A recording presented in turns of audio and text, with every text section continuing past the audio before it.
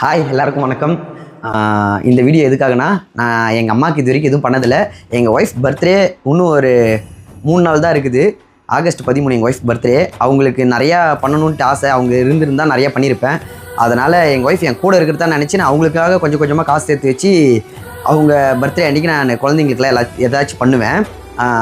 இந்த வாட்டி எங்கள் அம்மாவுக்கும் சேர்த்தே கொஞ்சம் கொஞ்சம் சேர்த்து வச்சுருந்தேன்.